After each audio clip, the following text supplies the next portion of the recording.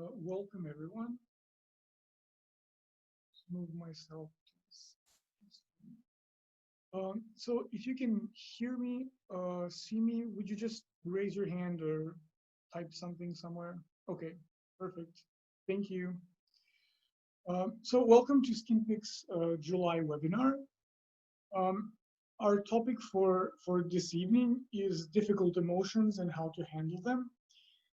So before we get started, first I'd like to introduce myself because I was told that I failed to do that last time, and well, here I am introducing myself now. So I'm Vladimir Miletic. I am a medical doctor, a psychotherapist, and I also teach mindfulness. I have been working for SkinPick for, well, I think about 2 years now, and I've been a therapist for 10 years. Skin picking is not the only topic that I deal with as a therapist, obviously, but it is a big part of my practice and it's something that I have interest in. So here I am. And for those of you who have not attended any of our previous webinars, I would like to say a few words about SkinPick. So it's an 8-week program based on acceptance and commitment therapy and habit reversal therapy. So therefore, both ACT and habit reversal therapy have empirical evidence that show that they're effective for skin picking. So it's an evidence-based form of treatment, and it's much cheaper, more affordable, and easier to use than therapy. If you're considering signing up, and even if you're not, you can still download the free app. And I would really recommend it for everyone who wants to start the program, because the free app allows you to track your picking and allows you to spot triggers and to connect picking to different thoughts, emotions, and in general understand the habit a little more and become more aware of picking. So it's a really good prep for the program, and it is also used in the program. So let's cover, before we start, let's see some of the topics that we will cover for tonight. So just also one thing, please feel free to ask any questions that you have as I go through the webinar, but please, please, please use the Q&A button instead of the chat. I mean, you can talk in the chat amongst yourselves if you like, but because there's so much talk, usually it's much easier for me to just check the Q&A section than read through all the chats to find the questions. When I finish my presentation, I will get started with the questions as I usually do. So tonight, first we're going to have a small theoretical introduction, as we always do. I will talk a little bit about what are emotions, I mean, why are they there, and why must we have them? And now that we have them, what can we possibly do to understand them and how to manage them a little better? And then the second part, which is the longer part, is sort of an overview of some techniques and approaches that can help you manage intense emotions a little bit better.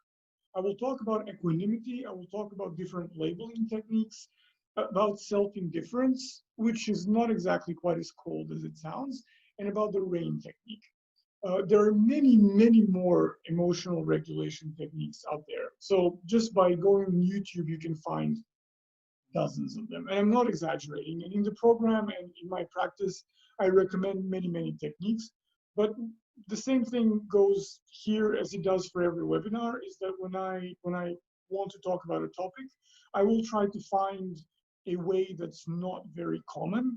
So these techniques are not exactly everywhere, because I feel like I should give you a perspective that you cannot find anywhere else. So these, let's say, 4 major techniques is something that we will be talking about today. Some of these, specifically equanimity and RAIN, come from mindfulness and include mindfulness in themselves. And next month, in August, our topic will be mindfulness, so it will sort of be a natural bridge towards that. I will provide you with resources when you receive a link to the webinar in a few days. You will also receive links to 2 guided meditations that I have. Sadly, you will have to suffer my voice through them, but they will be related to the subject matter that we have here. So let's get started. So let's start with trying to define what emotions are. When I selected the topic, I did so because I find that emotional regulation is really very important for people who have not just skin picking, but also other BFRBs like hair pulling, for example. Very frequently, people will tell me, well, I feel nothing when I pick, or I feel nothing specific before I pick, or I just feel this urge, right? And then as we start talking a little bit about this nothing, or people will say boredom, and then when I ask, well, what is boredom? After rolling their eyes at me for asking a stupid question, people will usually tell me about states where they start spinning all these sort of difficult thoughts in their heads and then feeling all kinds of emotions, like anxiety or just being stressed or feeling guilt or threat or fear and things like that. So very frequently, it turns out that picking is a way to avoid experiences of very intense emotions. So I thought that it would be nice to give you some additional tools that you can use to actually cultivate a different relationship to your emotions. So this is just a brief historical overview, which I thought would be interesting. If you want to read more about history of emotions, the article that I'm citing in the lower right corner, you can find the whole thing for free online. So it's an open access journal, so you can read more there. So basically, the term emotion in the way that we use it today is more or less a recent invention. I mean, we've always had emotions. It's just that up until the first half of the 19th century, we didn't really define emotions as emotions. We had, instead of that one big category, we had roughly two categories of human experience. One category was something that you can call passions or appetites, and those will be very intense emotions, those that can overpower you and overwhelm you.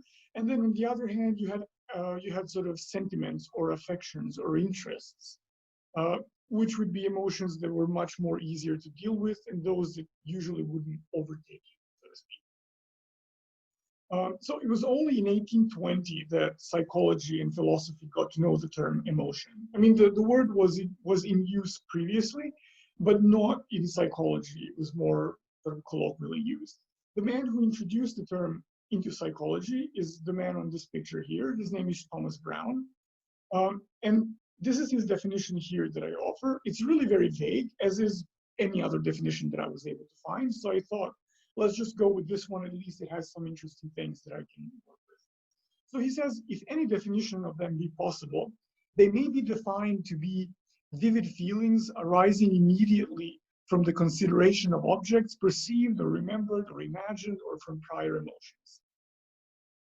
This is like the definition of vague, if of anything else, if you think about it.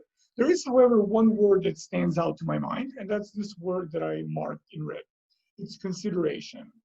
Basically, what he says here is that emotions are feelings, wow, brilliant observation. So emotions are feelings that arise when we try to make sense of objects, whether they're internal, external, real, imaginary, past, present, doesn't matter.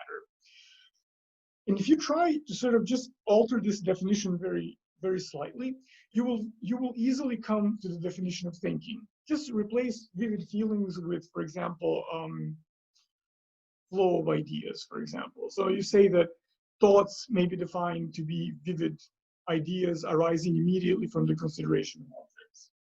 Doesn't that make sense also?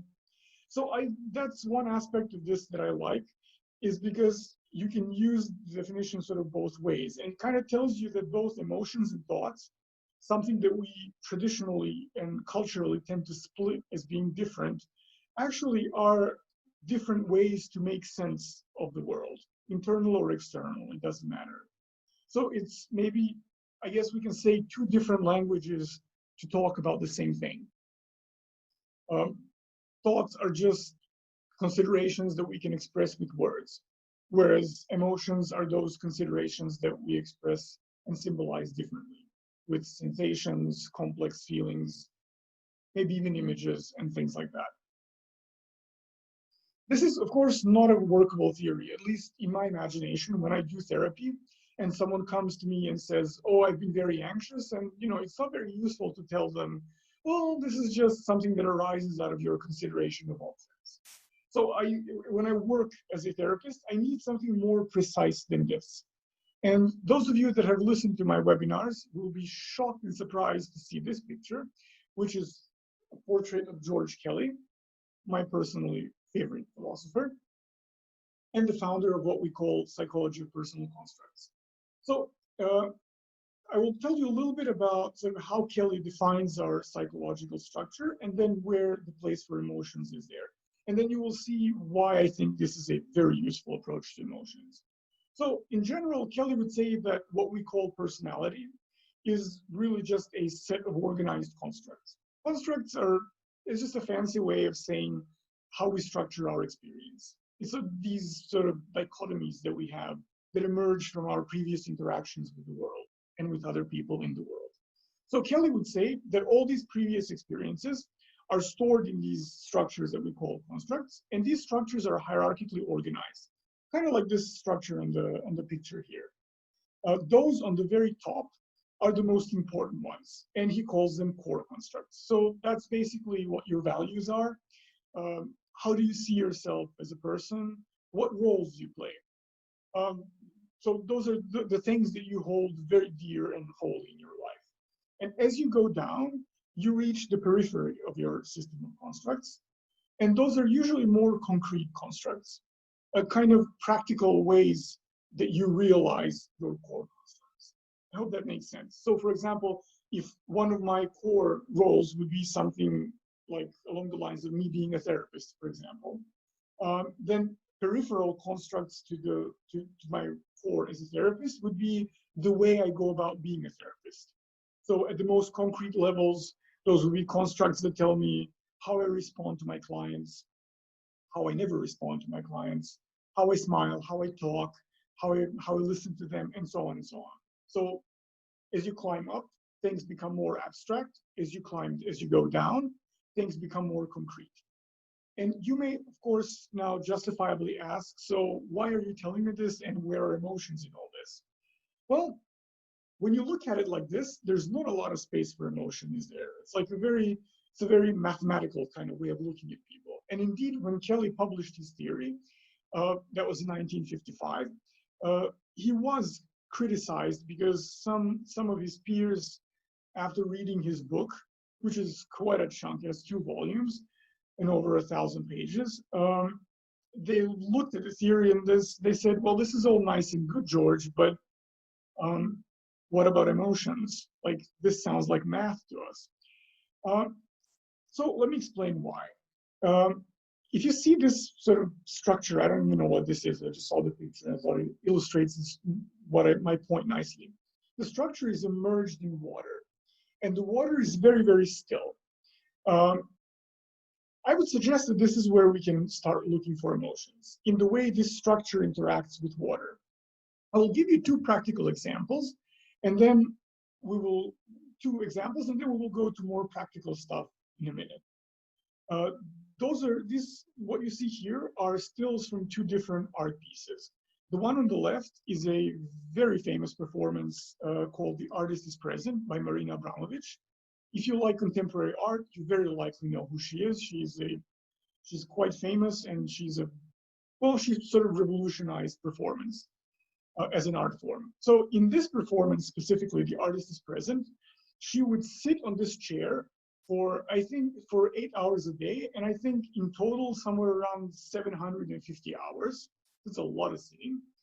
And that was the whole performance. So the performance is called "The Artist is Present," and the artist was indeed present with the working hours of MoMA.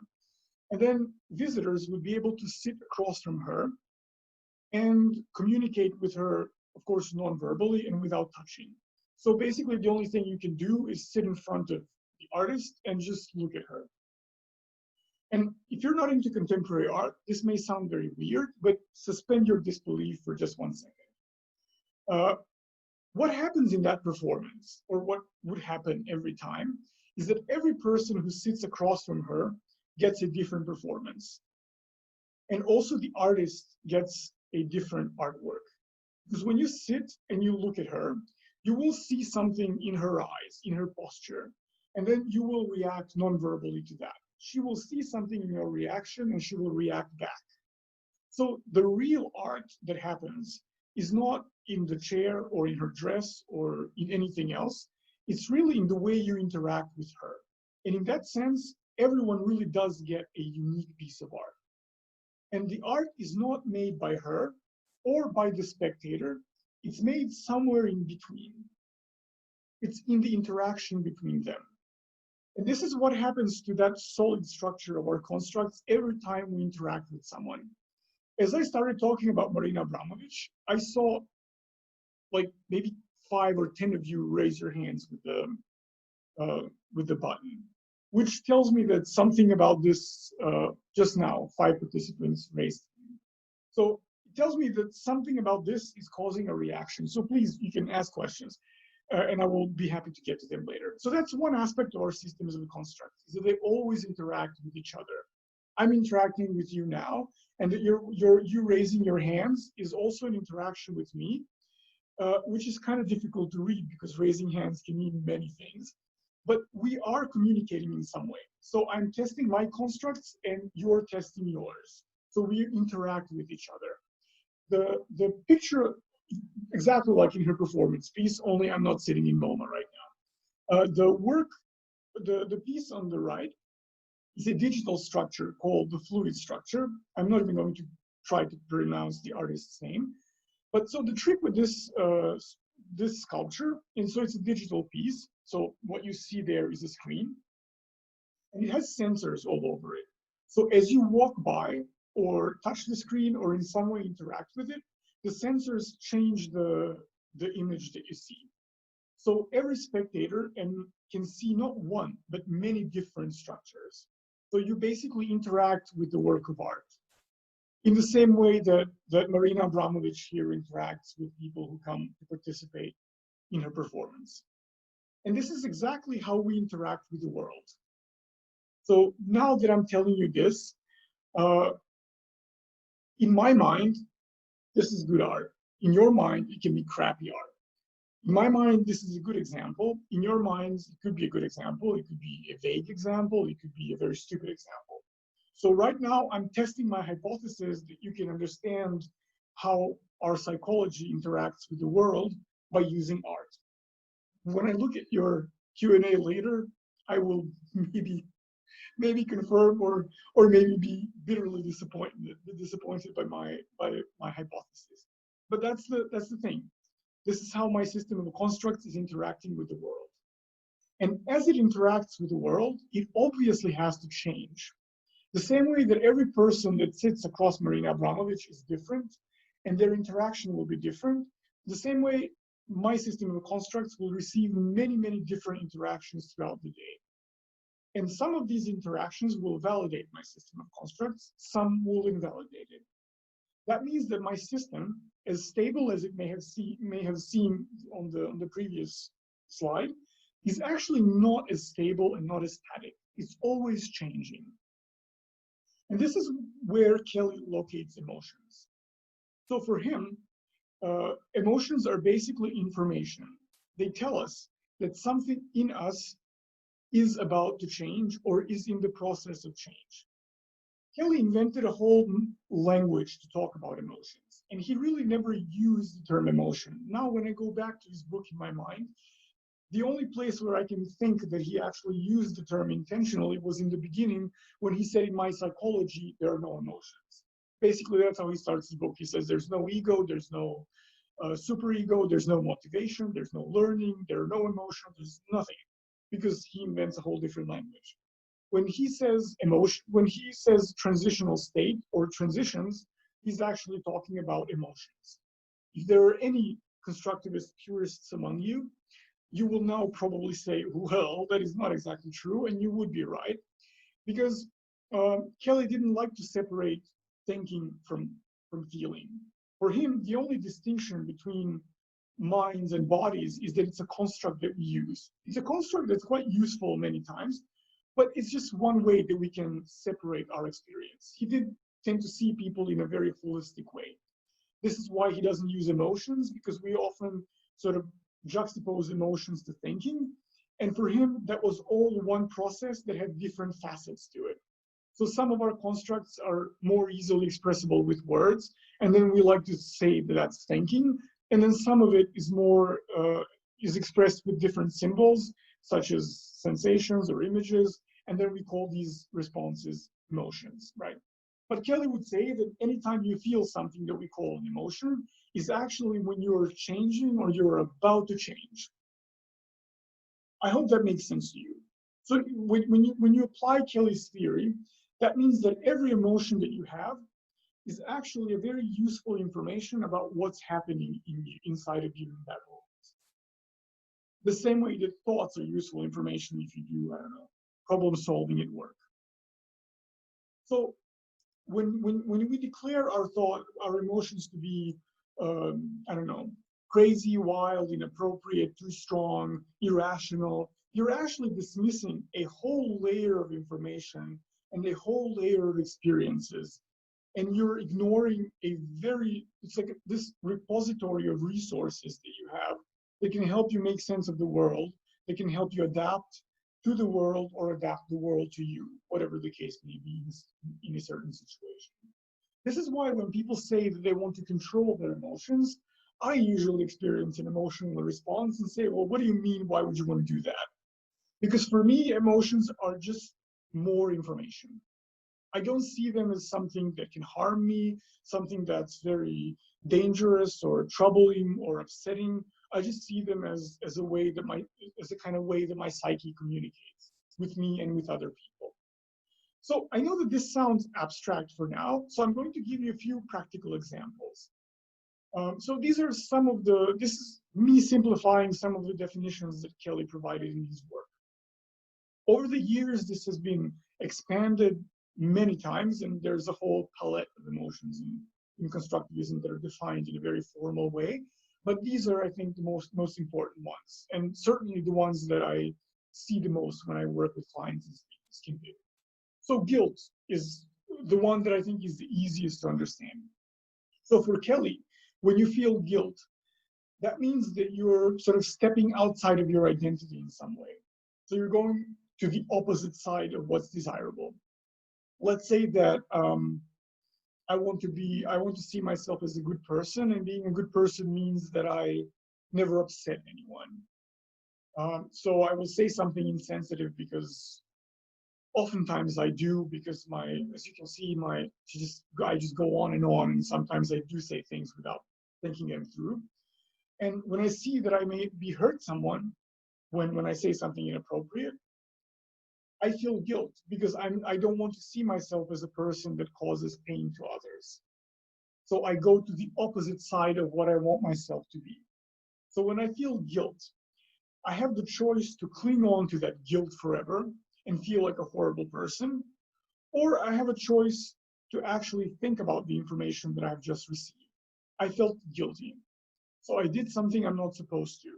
And then I can go back to what I did and find what is it that was wrong, under quotation marks, and then see if I can avoid that in the future. So this is how you work with emotions as if they were information. Anxiety, for example, and I talked about this, so I'm not going to go on and on about anxiety. I think our April webinar was about this. According to Kelly, anxiety is just awareness that you don't really have good constructs to make sense of the situation that you're facing. So you recognize that there's something that you need to do, but you just don't have the tools to solve the problem. That would be anxiety. So technically, when you feel anxiety, you can go on to say, well, I should not feel this and I must avoid this at all costs. Or you can just stay with the anxiety a little bit more and see what is it that you need to make sense of. What's the situation? I'm sure that a lot of you have experienced anxiety sometimes in moments when it doesn't really make logical sense, but it is information. So that's your psychological reality in that moment.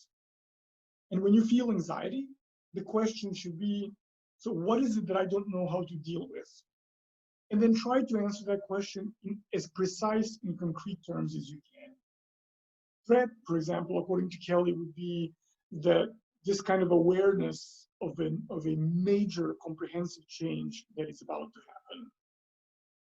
I'm trying to think of an example of threat now. So one example would be when I was asked to cut in half the previous webinar, and then I started hearing myself talk, and I thought, oh my God, this is just horrible. Like I meander so much. I'm just not precise enough. This is not good, you know. My voice sounds horrible. This is just all wrong. And then in that instant, when I felt threat, I thought, okay, so now you think you didn't do anything good and that you will have to change your entire approach to this. And then I thought, okay, let's just analyze this more specifically.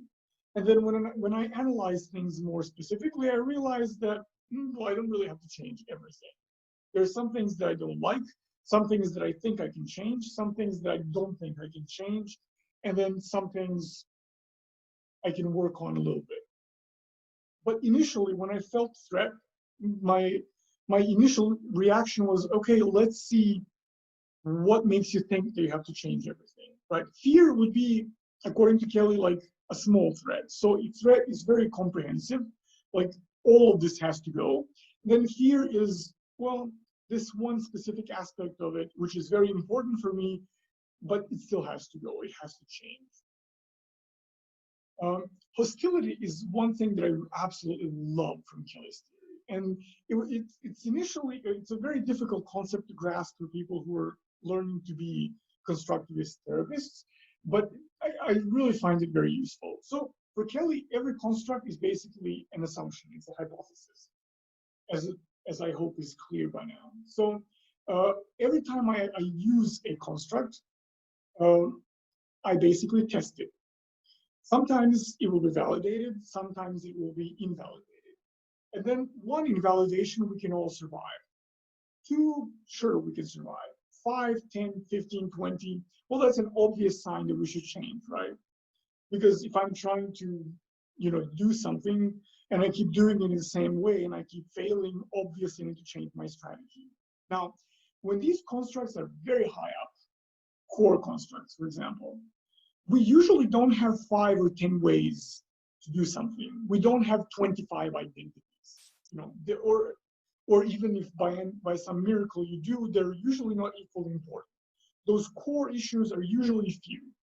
And when one of them suddenly doesn't work and has to change, what we do is we resist.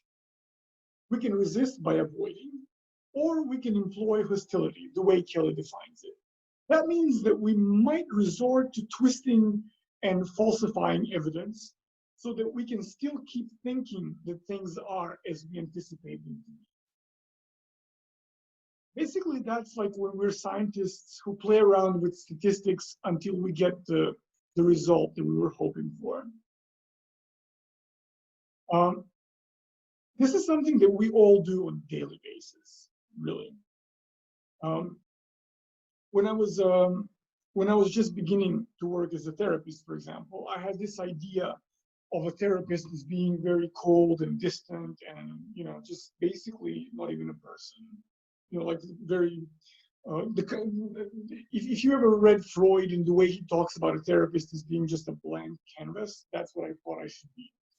And I could see from the very beginning that some people would be terribly alienated by this because they want to interact with a human being, not with a robot that asks appropriate questions at appropriate times.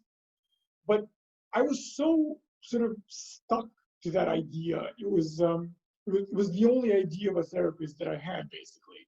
And if I were to give it up, I would just have no tools whatsoever. So what I would do is that when people would react badly to this and say that they feel that I'm being cold or something like this, I would still keep using the same thing and say, well, you say cold, but was your mom cold? Like I would find a way, sometimes that might be a legitimate way of thinking, but sometimes that's really just me twisting evidence that I need to change my approach. And it was only when I learned enough to be able to see myself as a therapist in different ways that I felt comfortable abandoning this idea. Sometimes it's still useful, but most of the time it's really not. So that's what hostility is. It's when we are bad scientists, when our ideas are invalidated, but we still prefer to fudge the evidence so that we can keep using them. And then aggression, which is something that we don't normally have a positive connotation for, Kelly managed to find that list.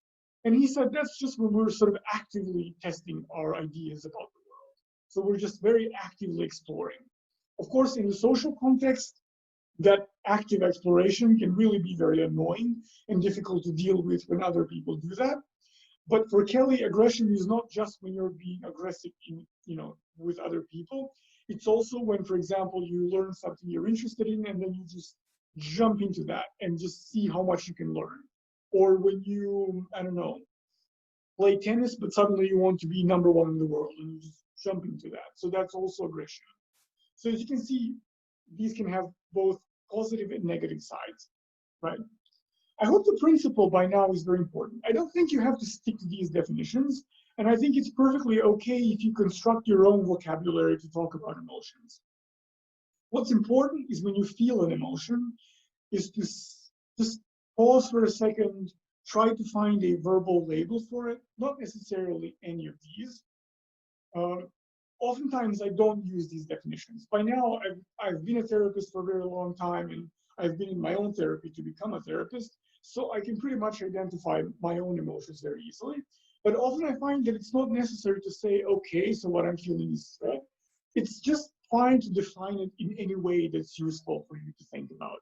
So, for example, I remember, I can actually elaborate on this example a little later, but I remember when I was passing my medical boards, I'm pretty confident in my intellect. So I was never afraid of anything sciencey and sort of learning the logic and understanding the subject matter. But one of the last boards, so step 2 clinical skills, is a practical exam where you have these actors basically who will sort of act out certain symptoms. And then you have to do a whole examination and come up with a diagnosis and all that. And I remember being half hysterical before the exam because I was obsessed with how much time I have. Will I remember to ask everything? How will all this go? And then as I was about to start the first patient encounter, I caught myself just being very upset and overthinking. And the way I defined it wasn't to say, okay, so what you're feeling now is anxiety and threat, maybe. What I said was, you're being hysterical now. That was just really me just telling you my thoughts out loud. And then I said, okay, I'm being hysterical. Why exactly am I being hysterical? Like, what's the information that I'm getting here? And then I managed to translate my hysteria, under quotation marks, into me worrying about the outcome of the exam, worrying whether or not I will remember or screw up in some way, pardon my language. And then I thought, okay, if you're worried that you're going to mess up, what can you do right now in this moment to make sure that you don't, or to at least minimize the errors that you make? And then I came up with several strategies that I know that work from experience. How I can focus quickly, how I can take care of my emotions so that they don't overwhelm me. And I came up with a practical strategy that worked because I did pass it. But so that's the arc that you can go through every time when you feel something, if you treat that as information. Okay, so now I hope this is clear. Like I said, you can ask questions and I'll be happy to clarify anything you may need, because Kelly's theory is very logical to me, but that's the theory that I basically see the world through after all these years, and I've read him many times. So what may be logical to me might not be to you, so please just ask anything. There's no such thing as a question. So these are some of the techniques that we will consider in dealing with difficult emotions. So equanimity, labeling, grounding in the body, self-indifference, and rain. There are many ways that you can do grounding or labeling, and I will talk about some here, some practical ways. And you can, if you're in SkinPick, and or really with any therapist, SkinPick, they must have shown you many different ways you can do grounding. There are literally dozens and dozens of different ways. I will focus on the body here, specifically because I think this is the best way to come close to your emotions, is to just sort of observe them in the body, because that's where they arise. At least in my experience as a therapist and as a human being, my emotions rarely come in form of words. I very rarely have this, you're anxious now, thought. What I will usually do is actually experience anxiety, right? And that manifests itself in the body. It's when, I don't know, my palms start sweating or my heart will start beating faster. So it's very important for us to stay attuned to our bodies. That's why I've chosen this way of grounding, because it's a way to deal with the emotion, but at the same time also a way to learn about the emotion. So let's start in order. First, equanimity. I think in every webinar, I have mentioned some of the mindfulness-related stuff. And I talk very frequently about self-compassion and compassion and loving kindness and joy and gratitude. And mindful and equanimity falls in this category, but it's like a neglected cousin of these practices. Originally in Buddhism, they practice them together and they call them the four boundless qualities. So loving kindness, compassion, equanimity, and joy. But for some reason in the West, of all the research that we have and all the practices that are being recommended, equanimity is sort of kept on the side. And when it comes to emotional regulation, it is the most useful one. So I decided to expand more on this for you. So one way to define equanimity is this. This is a definition that was provided by Sharon Salzberg. It says it's a spacious stillness of the mind, a radiant calm that allows us to be present fully with all the different changing experiences that constitute our world and our lives. This is taken from a book that I have right here. It's called Loving Kindness, The Revolutionary Art of Happiness. There are two editions of this book, and I have two editions of this book. This is like a smaller one because I liked it very much and I carry it with me everywhere. And it's by far one of the best mindfulness books that I have ever read. Sharon Salzberg in general is a great, great teacher. And this book is extremely useful. It's very practical and down to earth, but really also quite profound. So when we talk about equanimity, it's basically we're talking about a kind of stillness of the mind.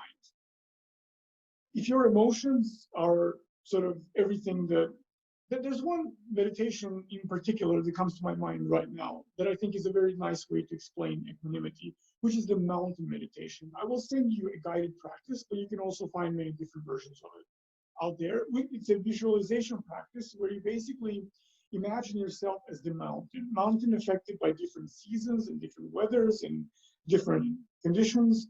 And so all these are sort of metaphorically speaking your emotions. The storm, it's the snow, the rain, the clouds, the fog, earthquakes, you name it. And sort of whatever happens to the mountain really always stays still. Even when the vegetation changes and the rivers change and the snow falls or the snow melts, the mountain is always sort of the mountain. That's all it is.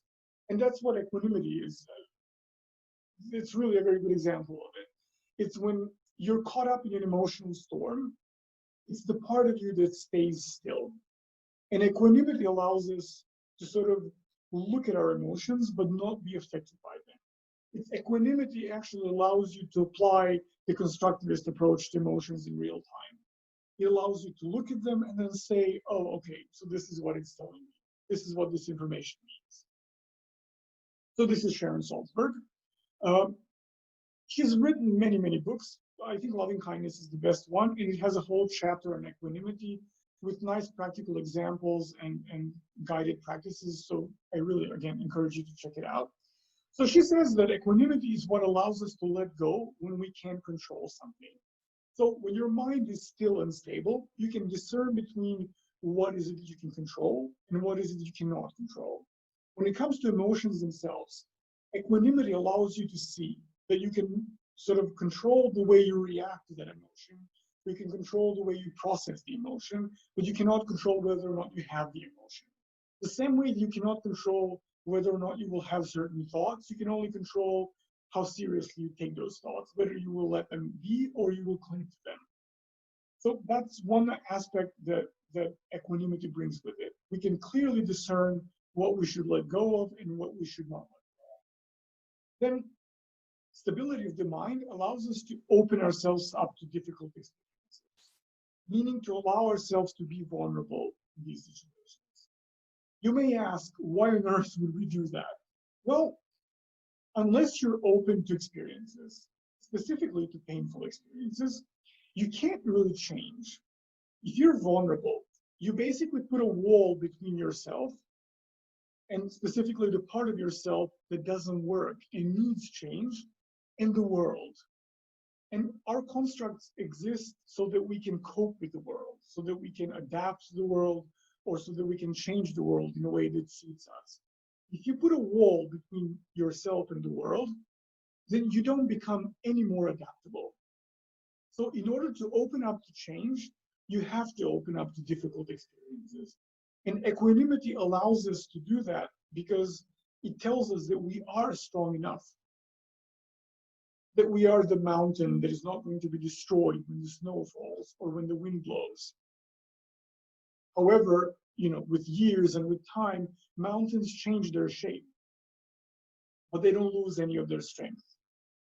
So in a sense, she also talks about equanimity as being a state of non-reactivity. This doesn't mean indifference or lack of interest. It just means a sort of intentional engagement. If I'm anxious and my first impulse is to run away from the situation that makes me anxious, I don't grow as a person. So I will not get the tools that I need. I will maybe make myself feel better when I impulsively react by retreating or running away, but I will not allow myself to open up and change and grow.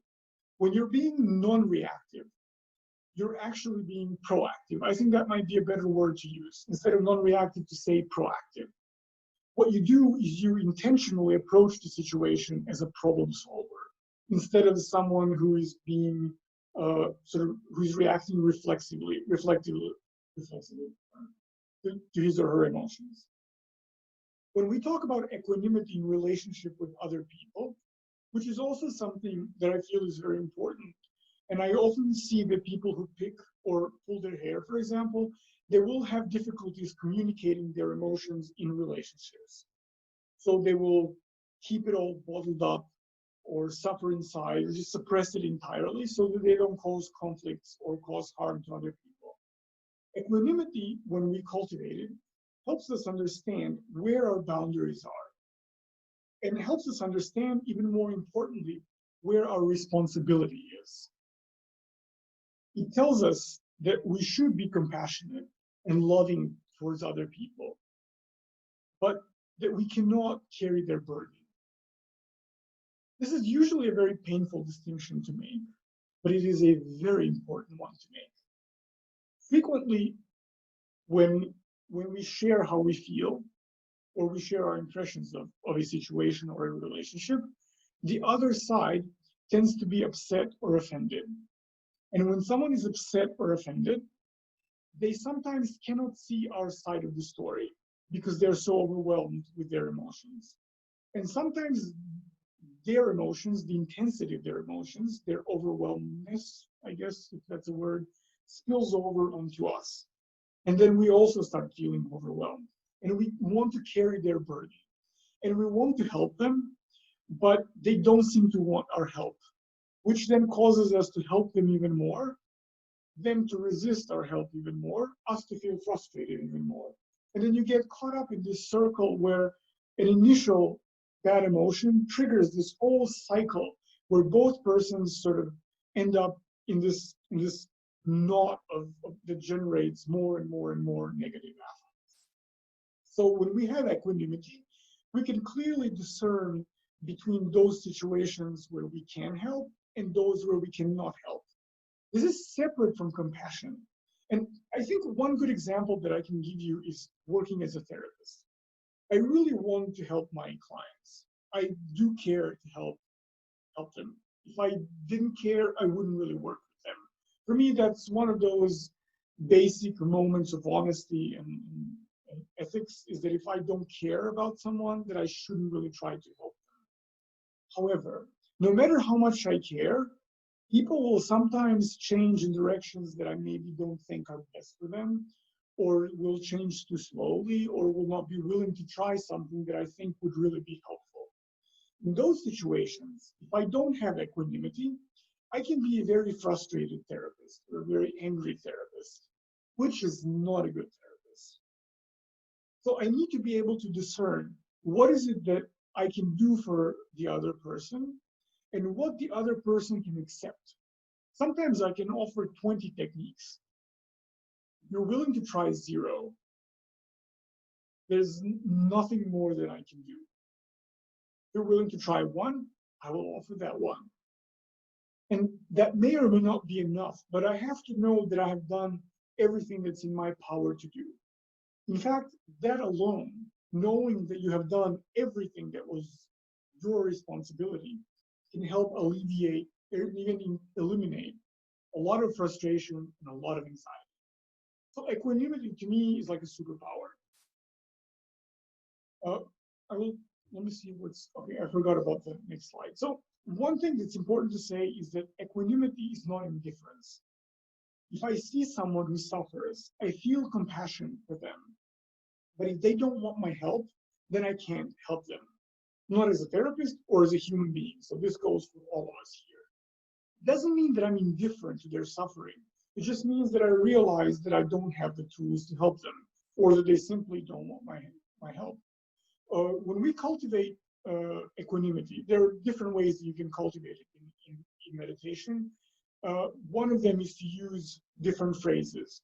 If you've ever tried any compassion meditations or loving kindness meditations, then you're familiar with what I'm thinking. I don't mean repetition of mysterious Sanskrit mantras. That's not what I mean. So what I mean is that you sort of use any mindfulness technique to sort of calm your mind and to get in touch with your body and to develop a kind of stable attention. And then you slowly introduce a phrase that you repeat. You repeat the phrase very slowly and you reflect on that phrase. That means that when you say the phrase out loud or just repeat it silently, you see what thoughts it generates, you see what emotions it generates, what happens in your body, how does your body react to that phrase. So that's what I mean by repeating phrases and reflecting on them. So it's not just mindless repetition.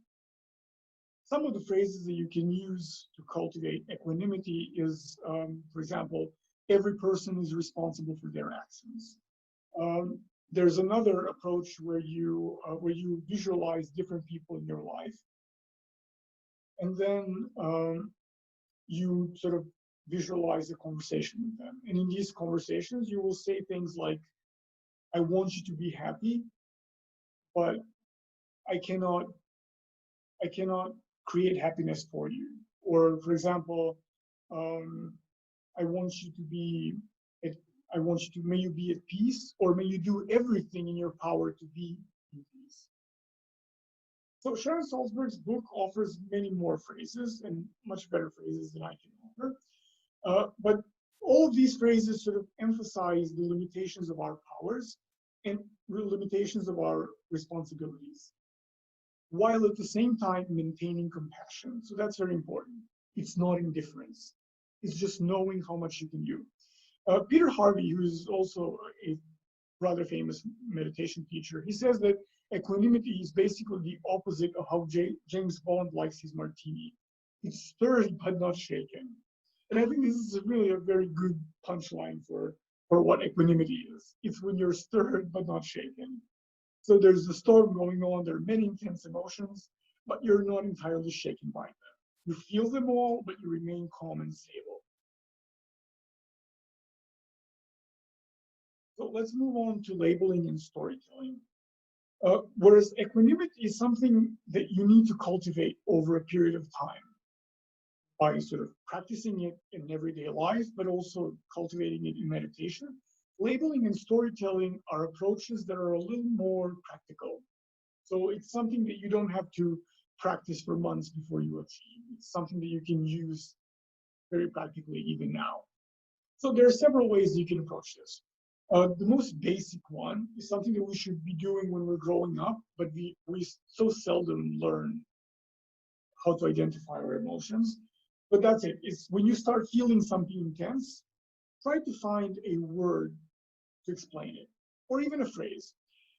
If you remember my example from medical board, my way of putting my emotions into words is you're being hysterical now. So that's one way to do it. But if you're going to use a sentence to describe your emotional state, please make sure when you say that to yourself, to use a proper tone. So if I wrote you're being hysterical now, you could put many spins on that sentence. You can say you're being hysterical now, or you're being hysterical now, or my God, you're being hysterical now. So there are many different layers of meaning that you can add with your tone.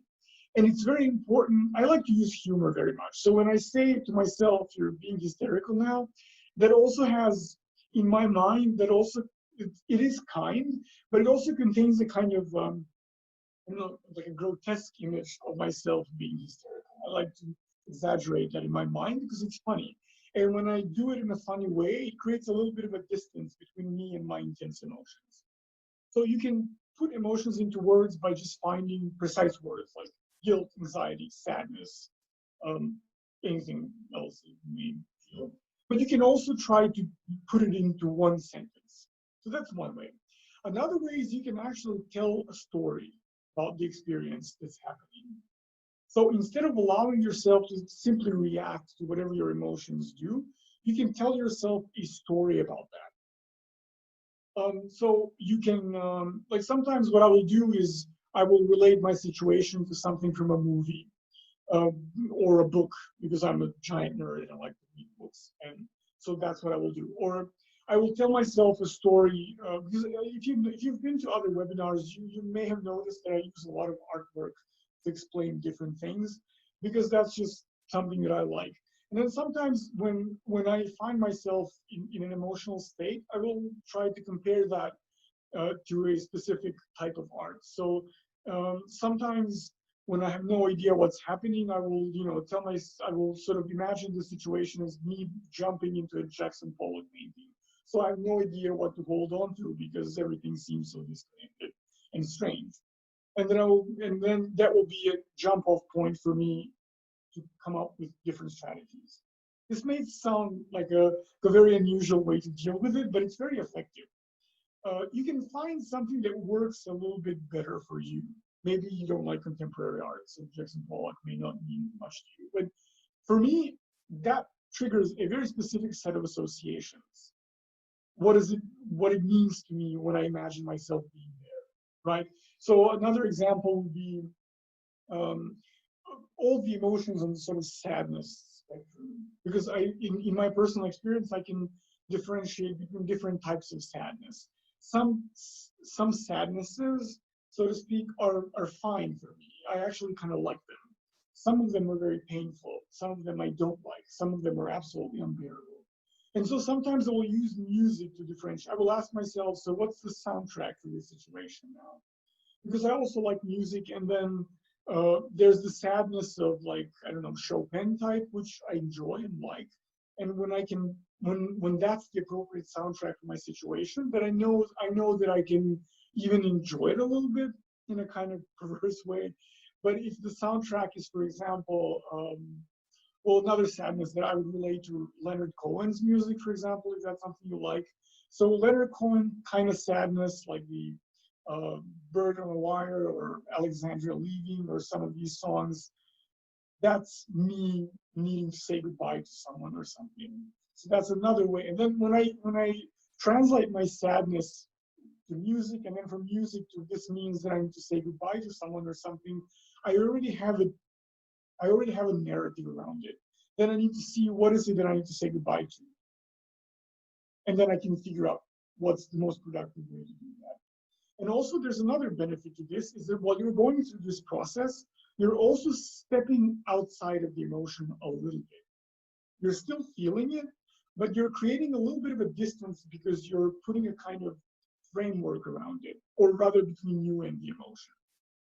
It's not the same if I'm just sad, and if I'm sad liking that song, because then I have a story about that song. What does that song mean to me? Where did I first hear it? What's the message of the song? So that's one way in which you can learn to symbolize your emotions. Another way to do labeling is to focus on the most concrete aspect of the emotion. So you can go into analysis, find the story, and then see what the story is telling you, or you can just go down to the basics and just describe the emotion in the most specific terms that you can do. If you're alone or around people that really love you, you can also do that out loud. So you can describe, I'm having these and these thoughts. I'm feeling this and this in my body. And then just try to describe it as precisely as you can. This can do two things. One, it can open different ways of thinking about what you're feeling, what you're experiencing, and it can also create that distance that I'm talking about. And it's that distance between you and the emotion is how most techniques that you can find out there, it's usually how they work, by just allowing you to take a step away from that. Some other ways that you can, and then you can also apply all this to the urge to pick as well. I didn't say this, I think, before, but all of these are absolutely applicable to the urge also, not just to sadness or any other intensity. So you can do things like say, I'm experiencing, and then list everything that you're experiencing, or I'm thinking this and this. And then the last one is the most complex one, but I think is the most useful one, is to say, for example, if you're in a situation that makes you feel very upset, you can try and sort of very actively phrase the situation in your mind. It's my understanding of whatever the situation is making me feel so and so. And then you can apply any of these ways of describing your emotions. Why is this a good way to approach it? Because it eliminates the kind of inevitability aspect of emotions. Whereas equanimity gives us the stillness to see the emotions arise and pass away, and we can understand their impermanence. This approach immediately tells you that emotion does not equal reality, the same way that thinking does not equal reality. This is sometimes a very disorienting concept for people to understand, but our thoughts are just ways of explaining reality. They're not really reality itself. And if you think about it, we really don't know if our thoughts are ever an accurate representation of reality. What we can know is whether our thoughts and emotions work, whether they allow us to deal with that reality in some way. But we can never really step outside of our brains and our minds and then compare and say, this thought doesn't correspond to reality. So when you emphasize that aspect of thoughts, then you can see them, and emotions as well, then you can see them as one possible interpretation of reality. An interpretation that you have in the moment that you can learn from, but certainly not the only interpretation. And when you open that space in the experience while you're still having the emotion, you usually come up with other ways of explaining it as well. And then when you have 2 or 3 or 4 sort of competing approaches to a situation, you're clinging less to each of them. And when you're clinging less, you're more proactive instead of being reactive. So I hope that makes sense to you. Again, I can very easily give you an example of how that's useful when you're a therapist. So SkinPick is a form of therapy that works in writing. So this phenomenon is not always present as intensely, although it certainly is present. But for example, when you work face-to-face with someone, your client is very likely going to come up with a picture or some kind of construction of what you are as a therapist and as a person. This may or may not actually correlate to how I see myself. And there are, let's say, roughly 2 types of constructions that they can have. One would be obviously positive, the other one would be negative. That's called positive or negative transference in therapy. So we all like positive transference. We all like to hear how great we are. But you need both types of transference in therapy, usually. And then at some point, negative transference will arise. And at some point, your therapist will start annoying you. Like, why are you asking me questions? Why are you not telling me what to do? Or why are you telling me this? Or why are you looking at me this way? And then clients will start telling you what kind of a person you are. And you will find yourself sometimes sincerely shocked by what people see and how your words are being understood. And then having this sort of approach where you know that I can feel sad or angry, for example, sometimes. And then when I know that my anger is really a reaction to how someone else is seeing me, not to the reality of my being, that sort of puts that anger in its proper place. Sometimes it will entirely dissipate it. I will not feel anything. I mean, I will not feel anger at least. And sometimes I will have to look at that anger and say, okay, so what is this information? What does this mean? Is this relevant for the therapy, or is this relevant for you as a person? And, you know, whatever the case may be, how can I put it to best use? If I'm angry and I think that might be useful in therapy, maybe I can think to myself, if my client's reaction is making me angry, perhaps this is how some other people as well react to the client. Maybe my client makes other people angry as well. Then I have a chance to explore something about the client.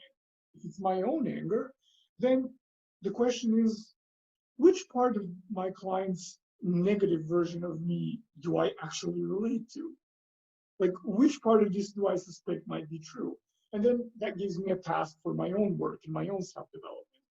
But as long as you understand emotions as assumptions, sort of expressed in a strange language, then you have a way of working with them to see if they're true, to see what's the evidence for this. That's one way also that you can use. When you feel guilty, you can simply stop and say, okay, why is it that I'm feeling guilty? Like, what's the evidence that I did something wrong? I hope that makes sense to you. So let's move on to something that's less verbal. Just 1 second, let me check the time. Of course, I'm dragging this one on. I will try to so I'm going to give you 2 approaches to grounding in the body. And I suggest that you try both and then see if you want to apply both or just one of them. I like to combine the 2 because I think one is more calming in the moment and the other one gives you more information. So I like to use them both. So the first one would be, I think, an easier one. If the emotions that you're experiencing are quite intense, then the first thing that you should do is, of course, turn towards your body. Just go to your body a little bit. So check your, I don't know, head, your shoulders, neck, shoulders, chest, arms, abdomen, legs, pelvis. Just go through your body really quickly and see what is it that you can feel. Like I said, even if we're not aware of that, our emotions are always situated in our bodies in some way. So that's where we feel them.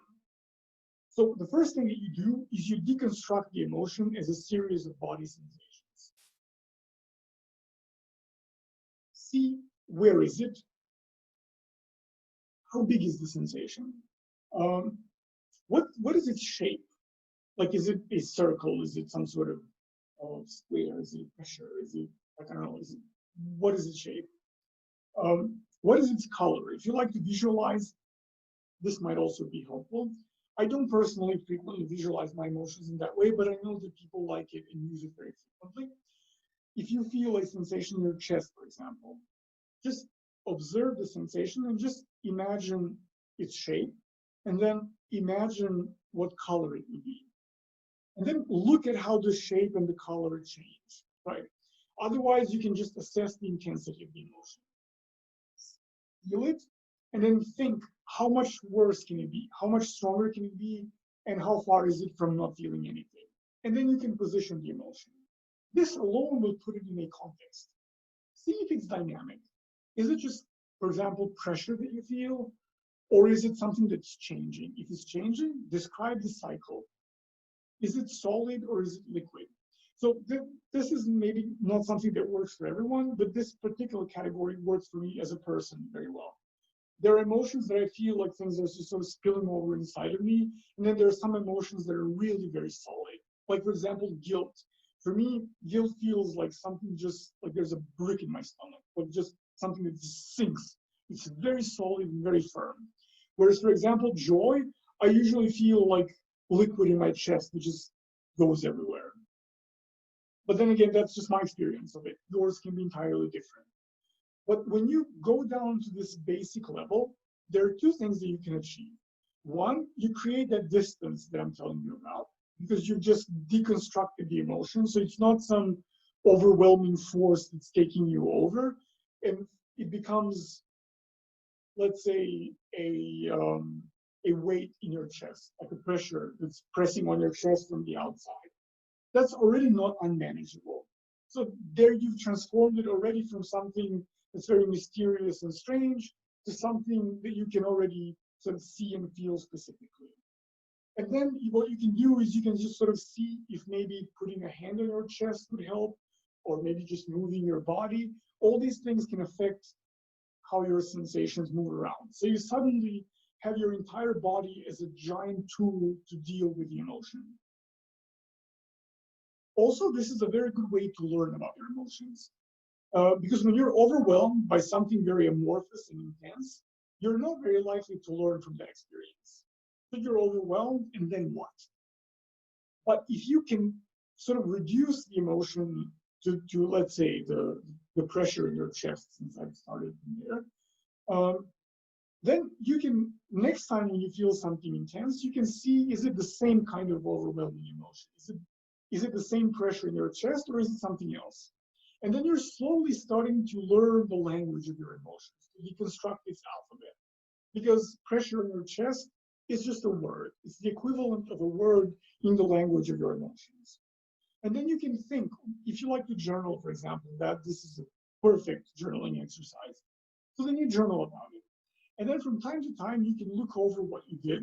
And then you can see all the situations where you feel pressure in your chest, for example, as opposed to, I don't know, butterflies in your stomach, or whatever some other sensations may be. And then you can start to piece together, what is it that your body is telling you? What is the message? What's the information? I really like this approach as opposed to using Kelly's proposed definitions, because I find that it works much better if you just personalize it further. So this is why I like this approach, because it allows you to decenter from the emotion, but it also at the same time gives you a way to learn about what it means and what's the information, what's the message. A second approach would be entirely opposite of that.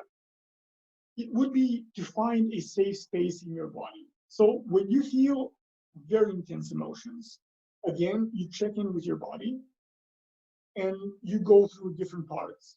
You can do it at any pace that works for you. Usually, I would recommend to do it as slowly as possible, because that will also calm your body down. But you can just do it any way that feels right for you now. But so as you go through your body, this time you don't focus on where the emotions are. You focus on where they are not. So it's kind of inverse to the previous exercise. Try to find one part of your body that is still. It's not affected by this whole storm. And then focus on that stillness.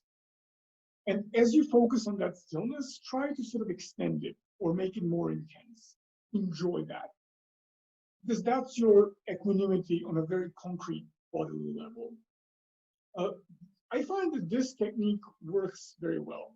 If you can't find, sometimes when emotions are so overwhelming, it's really difficult to find a part of your body that's so still. There usually is one, I do have to say that. And so you have to look carefully, but in case you cannot find it, there are other things that you can do. There are ways you can tweak this emotion. The simplest thing you can do is just put your feet on the ground and just press them on the ground as hard as you can and focus on that. Because if you cannot find equanimity and stillness in yourself, the ground beneath your feet is very still. And just focus on how it feels when your feet are pressing the ground. It really helps if you can be barefoot, because then you can feel the sort of the texture of the floor. You can feel the coolness or the warmth or whatever it is that you feel. So that's one way in which you can sort of connect to equanimity and to peace and find the safety in your body. Another thing that you can do is just focus on where you're sitting. So I'm now sitting on a couch that's very soft. So that's maybe not the best tool for grounding, but if you're sitting on a chair that's hard, that's a very good thing. So then you can deliberately sort of press your body against the chair and just feel the resistance of the chair. Just feel that kind of support that the chair gives you. And then focus on that. Focus on the parts of your body that are touching the chair. That's where you can find safety. And then as you amplify safety, that sort of shifts the way you see the situation. Rather, I suppose I should say the way you construct the situation. You add more balance to that. When you're, I think that makes sense to you. So when you're overwhelmed, there's a lot of instability, a lot of turmoil, and then you add some stability into the mix, and then you balance it out. Then when you look at your emotion from the position of that stability, you get a different perspective. You can think with a cool head, so to speak. And of course, as you become more proficient in these techniques, you can actually use them both. And that's how I like to use them. What I will do first is I will find a place in my body that is usually still. And I already sort of know from experience, since I've been meditating forever and a day, I usually know which parts of my body are still, so I just immediately go there. So for me specifically, that would be my spine, that whole area. Because I usually feel it as something very, very stable. I can relax my body and my spine will still be straight and erect. So that's one place that I can go to. Another place is my feet or my legs, for example.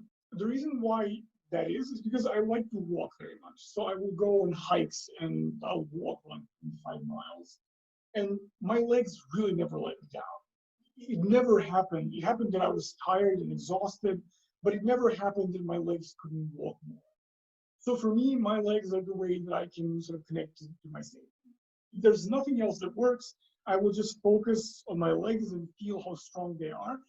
And then when I get in touch with that sense of safety, I will look at the other parts of my body from that perspective and then map out where the intense emotions are.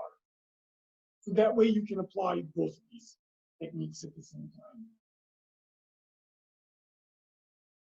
Now let's go to self-indifference. So self-indifference sounds like you shouldn't care about yourself, and I promise that's not what it is. This is like equanimity, an approach to cultivate. So this is a definition from an article that I really recommend. It's very interesting, at least to me. It's called How to Survive a Cringe Attack by Melissa Dow. So it says, self-indifference is the relief of realizing that you're simply not that big a deal.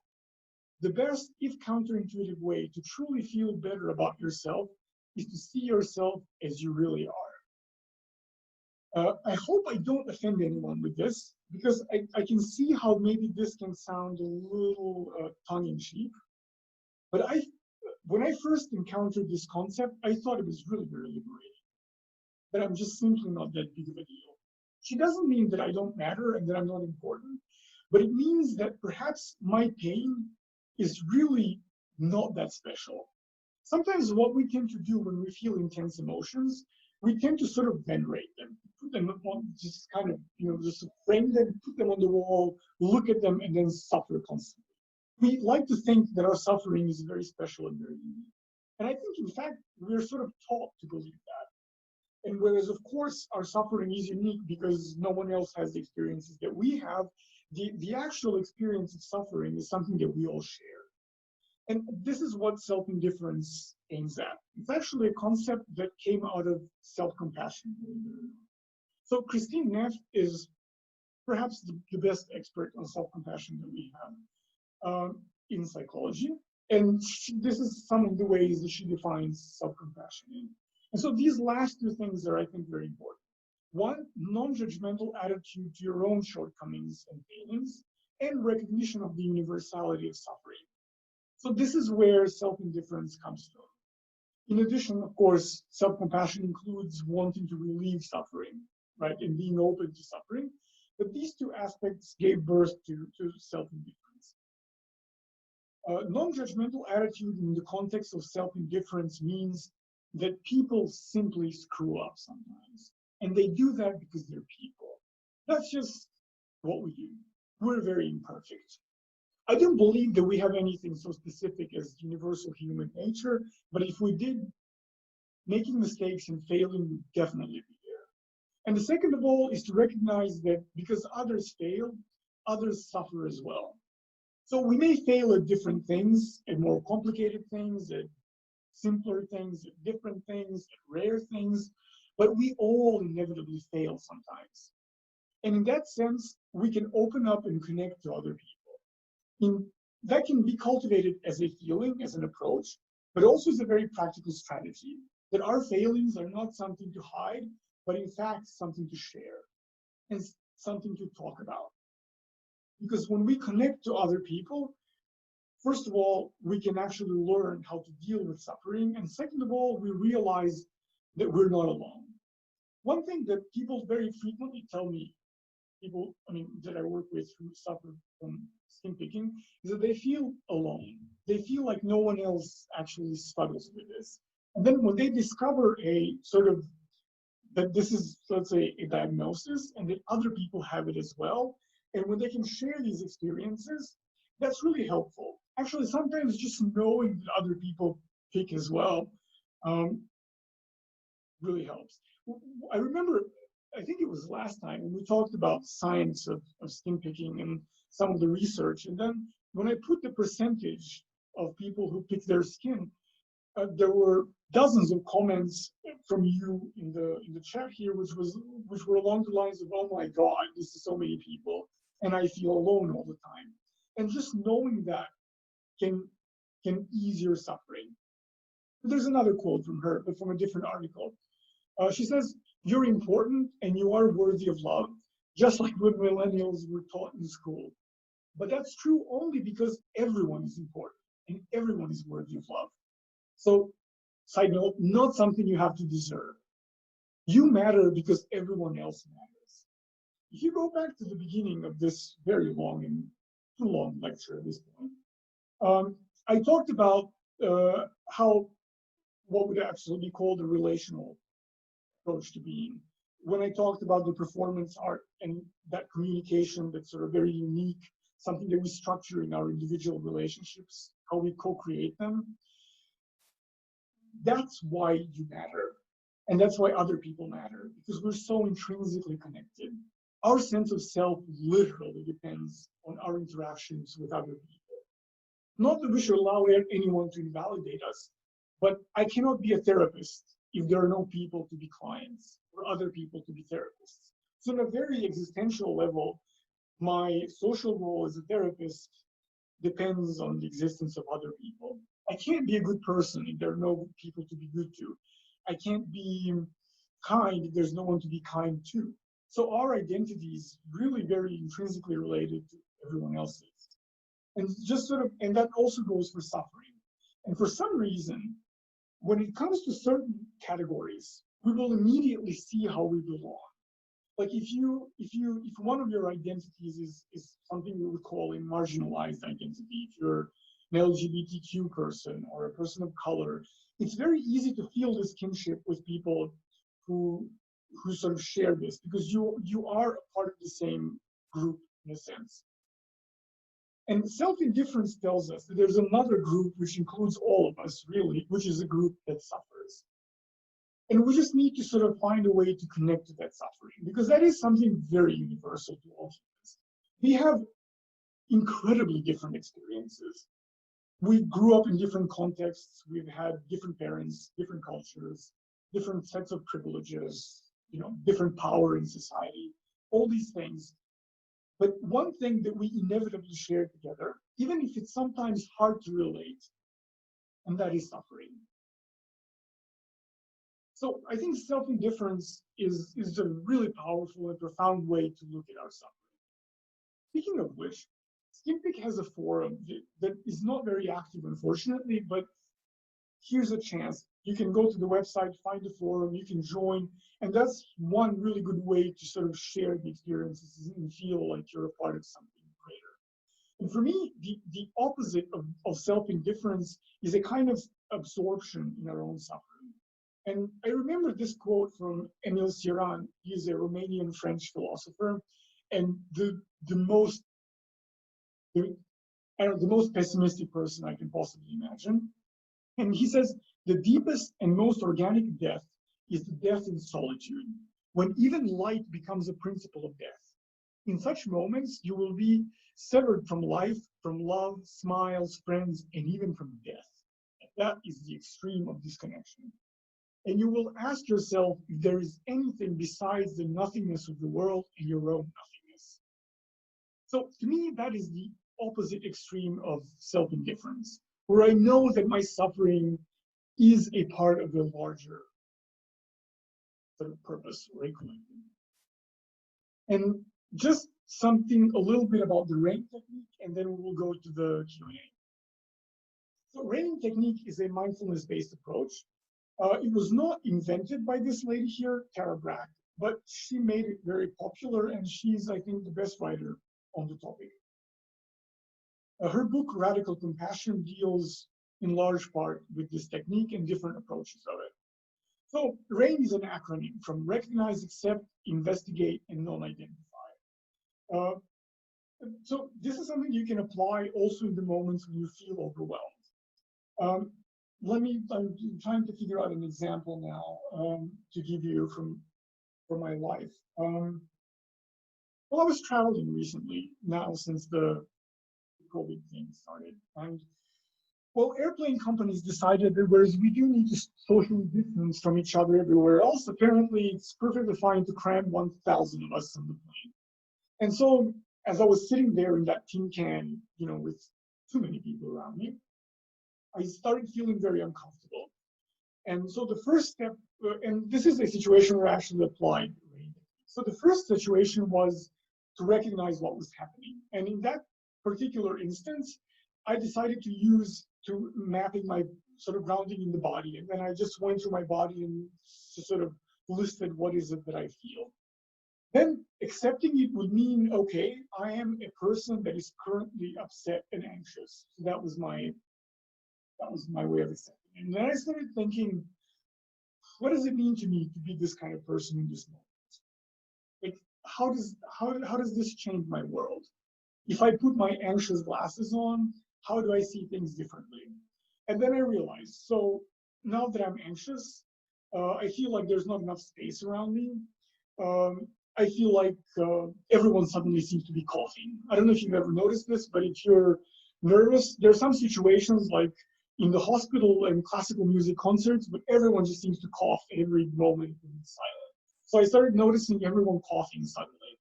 And then I thought, everyone just looks sick to me now.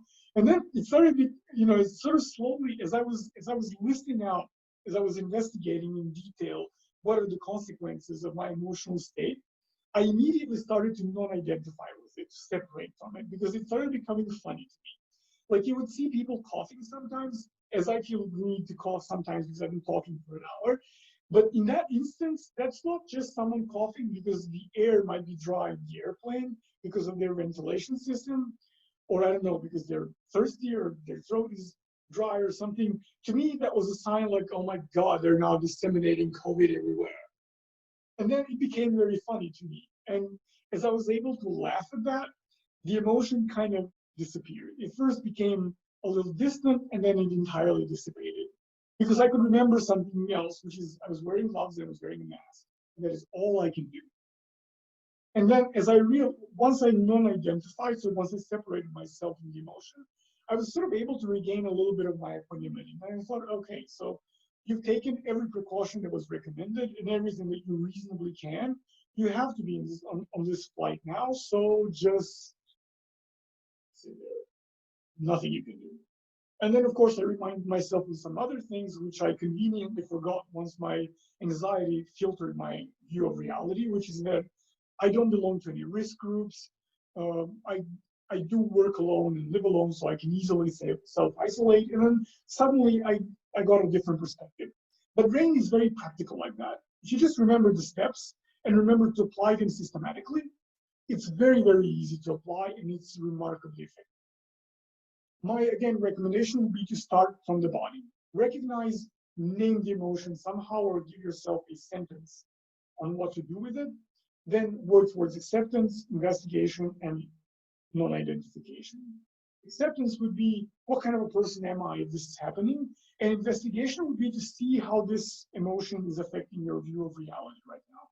Because the way I see emotions, for example, is like they're like Instagram filters, or like those movies where you have only blue light, for example. So that's how I see emotions. They're like the filter that will tell you what all the other colors are like, and that's not a very objective filter. So you have to spell out every implication of that filter. So if I don't know, if I'm, for example, angry, I'm more likely to see everyone as being irritating. I'm more likely to feel that people are attacking me. I'm more likely to see like that I don't have a choice but to lash out at someone. Those are not all my choices. Those are just the choices that are filtered through the anger. So that's what you get from acceptance and investigation. You sort of spell out what kind of a person you are now, so you exactly know what kind of person you want to be as opposed to what you are now. And then as you investigate it easily, you can see what options you have. And then by default, you will see what the emotion excludes. And once that happens, you're free from it.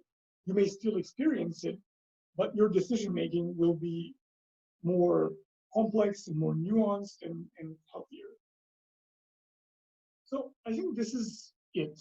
And thank you so much for sticking with me for, oh gosh, almost an hour and a half.